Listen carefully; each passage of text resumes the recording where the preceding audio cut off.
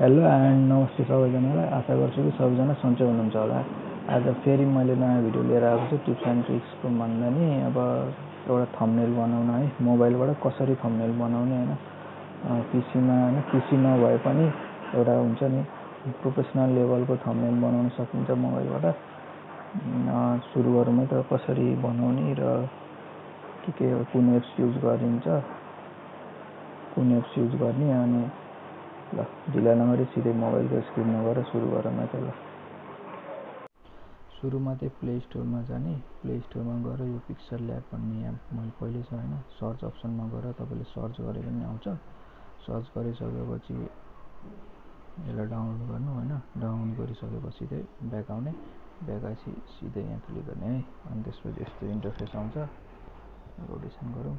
त्यसपछि सुरुमा यो जुन यो यतापट्टि छ नि, यो तीनटा डटमा युज गरेर इमेज साइज हामीले के बनाउँ, कस्टमाइज पनि गर्न मिल्छ, कस्टम हैन। तर हामीले यहाँ के बनाउनु लाग्यो, युट्युब थम्बनेल हो नि, त्यही भएर युट्युब थम्बनेलमा क्लिक गर्ने। त्यसपछि ओके गर्नु।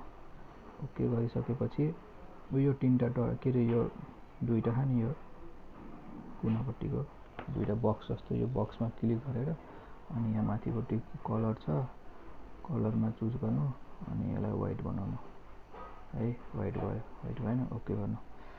त्यसपछि अब के गर्ने, अब टेक्स्ट लेख्नु पर्यो है। यहाँ पहिले एउटा टेक्स्ट छ, यसलाई यसरी डिलिट गरे पनि हुन्छ हैन। टेक्स्ट एड गर्नु मन लाग्यो भने यो प्लस आइकनमा क्लिक गरेर टेक्स्ट गर्ने हैन, यसरी टेक्स्ट आउँछ।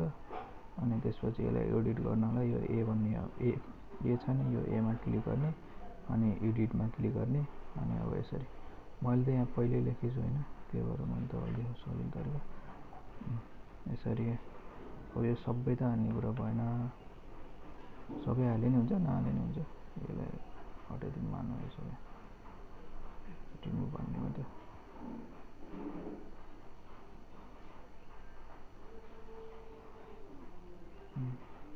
डन गर्ने, ओके गर्ने है, यसरी हुन्छ। अब यसलाई यसको कलर चेन्ज गर्न पनि सकिन्छ। कलर चेन्ज गर्नको लागि यो कलर अप्सनमा क्लिक गर्ने अनि रेड बनाउने अनि ओके गर्ने है। ओके गरेपछि यसको फन्ट चेन्ज गर्नलाई फन्टमा क्लिक गर्ने अनि यहाँ एउटा आफैले फन्ट सिलेक्ट गर्नु, कुन मनपर्छ त्यही हैन। यो अनि यसो ओके गर्ने है। ओके गरेपछि यसलाई हल्का अलिकति जुम गर्नु, अलिकति जुम है। ल त्यसपछि यहाँ राख्ने, यति भयो नि। युट्युबको लागि यति भइसकेपछि रोक्ने, यो हल्का अलिकति यसलाई मिलाउँ, योसँग युट्युबलाई सँगै जोडिदिउँ। यसरी ओके गर्नु हैन। ओके गरिसकेपछि यो नि भयो। यो भइसकेपछि के गर्ने भने फेरि अब यही फन्टको टेक्स्ट गर्नको यसलाई नै कपी गरे नि हुन्छ, नभए फेरि त्यो अघि जस्तो प्रोसेस गरेर गयो हुन्छ है। अब यसलाई एडिट गरौँ है। अनि अब यहाँ के लेखौँ भने यसलाई काट्दिउँ सबै हैन, जुन मैले भनेको थिएँ नि, यतापट्टि सर काट्ने गाह्रो छैन। अनि यो यति पनि काट्ने सरेर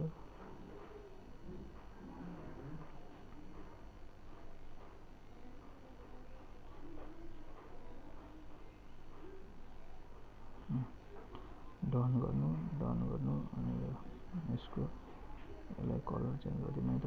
एउटा कुनै एउटा कलर हालिदिनु इच्छाले, कुन कलर ठिक छ, नियोन राखिदिने,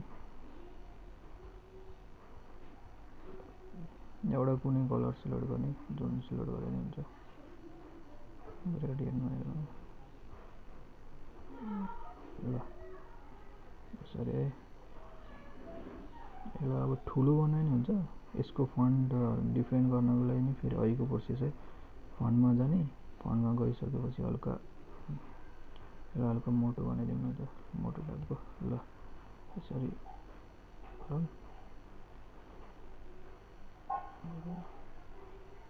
अनि यसको ब्याकग्राउन्ड गर्न भने यसरी ब्याकग्राउन्ड हुन्छ हैन। यसरी कुन चुज गर्ने, अब कुन चुज गर्न ठिक हुन्छ, आफूले हेरेर चुज गर्नु। जस्तै म आइलो चुज गरेँ, यसरी अघि हल्का जुम गरौँ। प्रोफेसनल कारखाना ठिक हुन्छ नि राख्ने,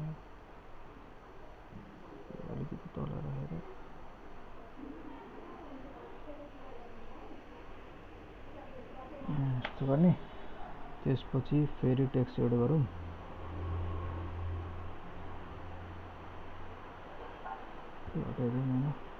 अनि त्यसपछि यसलाई मोबाइलबाट लेखिराख सरल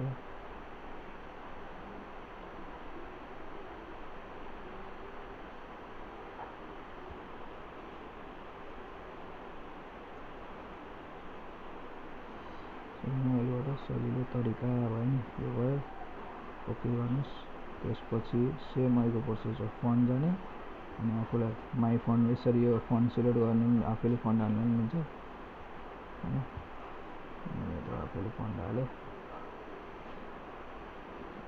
यसलाई हल्का लगभग यति जति बनाउने यसलाई हल्का अलिकति ठुलो बनाउने भयो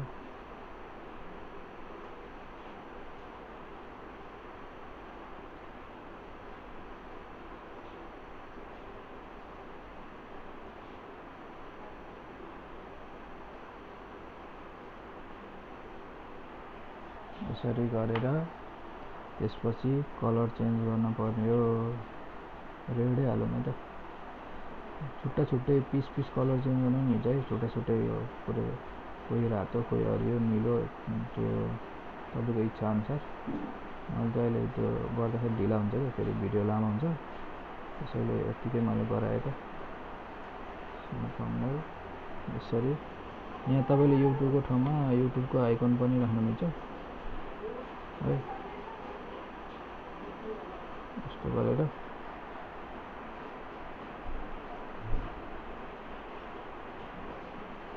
यस्तो गर्ने अनि त्यसपछि अब मोबाइलहरु एड गर्न मन लाग्यो भने डाउनलोड गर्नुपर्छ है गुगलबाट डाउनलोड गर्नु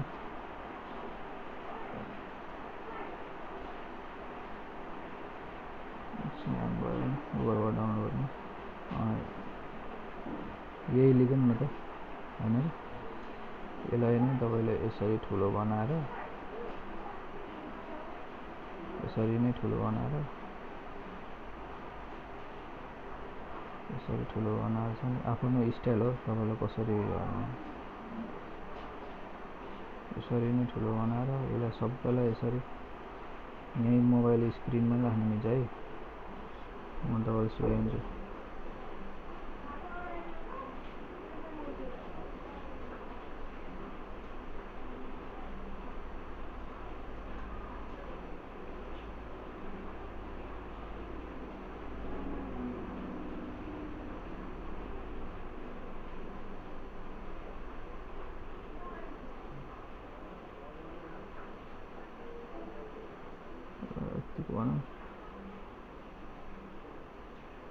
हल्का अलिकति सार्ने ल पहिलाको भन्दा अझै उस देख्यो नि राम्रो देख्यो नि अनि त्यसपछि यो बक्सा जस्तोमा क्लिक गर्ने अनि सबलाई लक गरेर राख्नु है लक गरिसकेपछि अब यसमा हल्का अझै केही कुराहरु एड गर्न छ भने मिल्छ यो कलर सेतो पछाडीको ब्याकग्राउन्ड कलर लगाइ अलि फिक्का फिक्का बनाइदिनु पर्ला जस्तो छ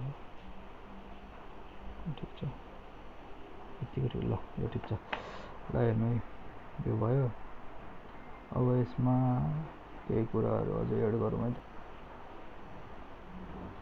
कुन चाहिँ राख्ने सिलेक्ट गर्नु आफ्नो इच्छा हो जुन राखे पनि अहिलेलाई यही राखौँ त ओके गर्ने त्यसपछि यो पछाडीको सेतो छ नि जुन सेतोलाई हटाउनु पर्यो भने ब्याकग्राउन्ड हटाउनु पर्यो भने चाहिँ स्क्रोल गरेर यो इरेज कलर भन्नेमा यस्तो गर्ने अनि यो थोप्लो जस्तो हो नि यो यसमा क्लिक गर्ने सुई जस्तो हुनु अहिले त पहिले हटिसक्यो यति हटेन भने हटाउनु मिल्छ हैन अनि स्मुथ कति गर्ने यहाँ यो सब गर्न मिल्छ है अहिले यतिकै राम्रो देखियो यस्तो गर्छु मैले अनि टक्क यहाँ हेर्नु यसरी कसरी राम्रो देखिन्छ हैन आफ्नो अनुसार तपाईको टेस्ट अनुसार हुन्छ हैन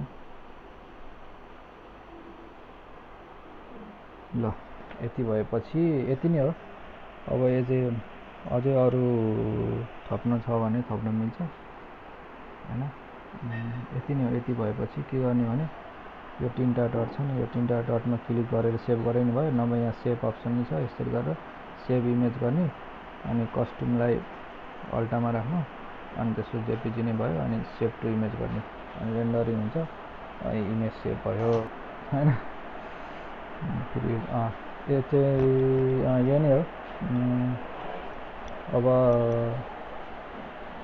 के भन्ने यति नै छ बाहिर कुराहरू पछि सिकाउँदै गरौँ ल केही बुझ्नु भएन भने कमेन्ट सेक्सनमा कमेन्ट गर्नु हैन keep supporting keep loving and be happy what you are my friend see you soon है त ल बाई बाई